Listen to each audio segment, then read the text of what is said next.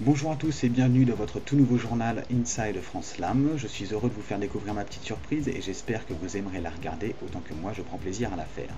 Je vais vous donner toute l'actualité de votre ligue bien-aimée en commençant par les principales informations que nous développerons plus amplement par la suite. Oklahoma City est l'étonnant leader de la conférence Ouest. San Antonio, Dallas et New Jersey sont à la recherche de leur première victoire. Indiana domine la conférence Est. Qui veut adopter le petit Elton Brand? Phoenix hyperactif sur le marché des transferts. Nous allons décerner l'Oscar du duo coach-joueur le plus girouette, puis nous terminerons par les principales rencontres de cette semaine. Commençons par les news par conférence, tout d'abord à l'Ouest. Non, vous ne rêvez pas, Oklahoma City est bel et bien premier de sa conférence avec une seule défaite et 5 victoires, dont 4 de suite, série en cours.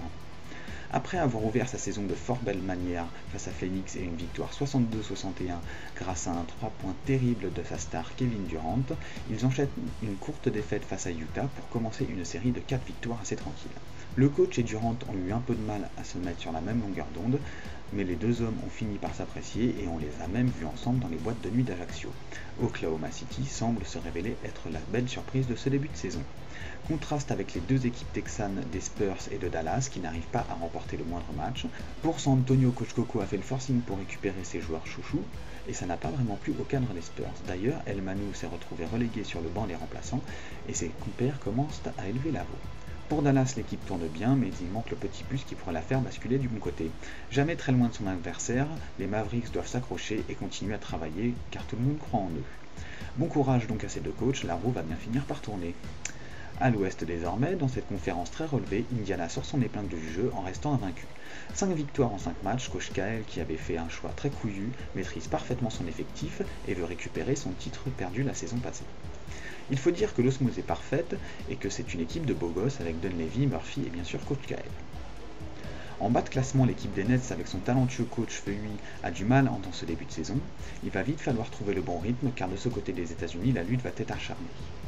Passons à la partie trade de cette semaine. L'équipe des Suns, coachée par Rhino, s'est montrée très active sur le marché des transferts et a fait parler d'elle. Tout d'abord en début de championnat par un très rare trade de 4 joueurs avec San Antonio, dont le coach, comme je vous l'ai expliqué, a fait revenir ses petits à la maison. Jason Richardson, Louis Edmondson, Jared Dudley et Stromae Swift débarquent dans le Texas, pendant que Drew Gooden, Ian Mahinmi, Jaime Udoka et Roger Mason font le chemin inverse vers l'Arizona. Ce dernier est régulièrement arrivé en retard aux entraînements et n'a pas montré une grande implication durant les séances et pendant les matchs non plus. Sans doute pensait-il arriver en tant que titulaire, mais Barbosa lui a barré la route.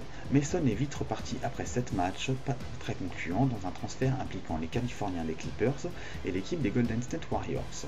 Donc Phoenix récupère Fred Jones et Jamal Crawford, sur qui le staff compte beaucoup.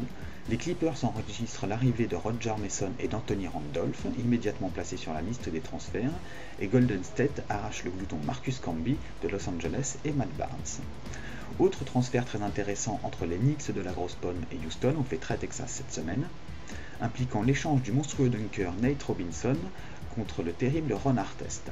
Les deux coachs se sont dit heureux d'être parvenus à s'entendre et évoquent des systèmes tactiques pour confirmer leur choix. On verra si ce sera payant par la suite.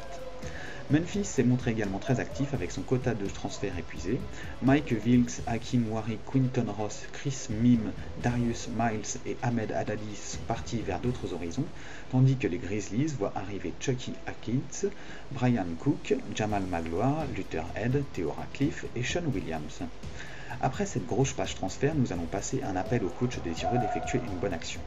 Le petit Elton Brand s'est perdu dans les rues de Philadelphie et demeure introuvable. Énervé par son joueur, coach Pookie a déclaré que celui qui le trouve le garde. On rappelle que Elton Tyrone Brand, de son nom complet, a été premier à la draft de 1999 et est passé par les Bulls et les Clippers.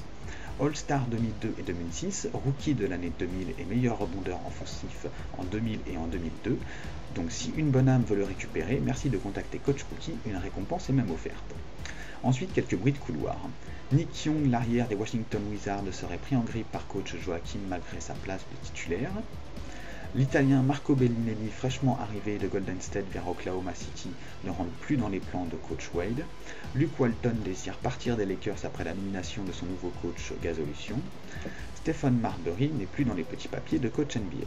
Nous allons décerner maintenant le prix du coach joueur le plus girouette, c'est-à-dire le joueur ayant été le plus déclaré intransférable, puis transférable, puis de nouveau intransférable, et ainsi de suite.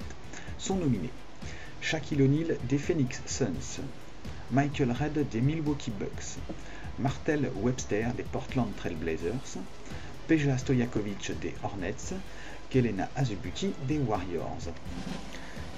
Et le gagnant est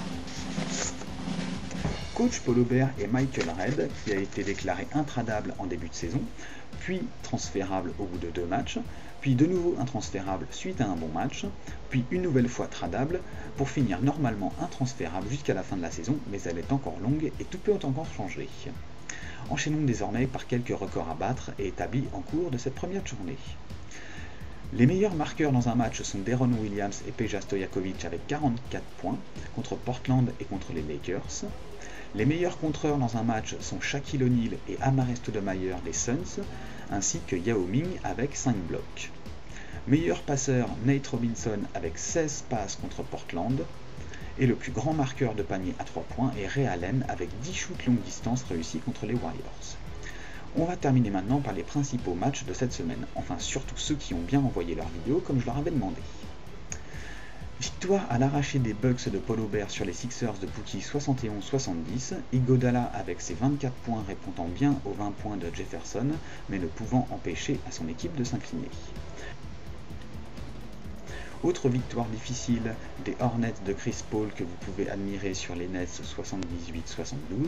Vince Carter fut bien seul avec ses 28 points et tout seul on ne peut pas battre une équipe.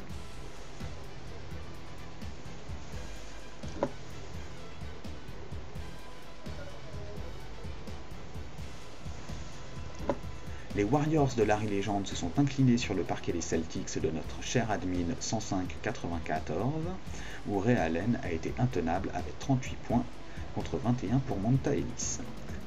Grosse défaite des Grizzlies qui recevaient Indiana 81-60, Murphy et Granger marquèrent plus de la moitié des points de leur équipe contre un duo Mayo-Conley à 16 points. Les Suns se sont allés à Salt Lake City l'emporter face à Utah, 75-73.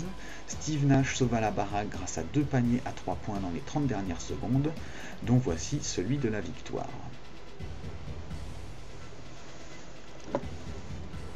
Et pour finir, Miami s'est imposé dans la fraîcheur canadienne, 95-90.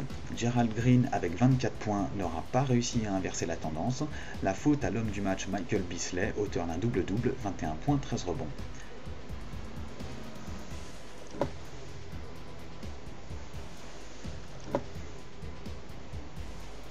Ainsi s'achève cette première édition d'Inside France Slam, j'espère qu'elle vous aura plu. On se donne rendez-vous la semaine prochaine et d'ici là, gagnez vos matchs mais dans la correction et le beau jeu bande de soifards de victoire.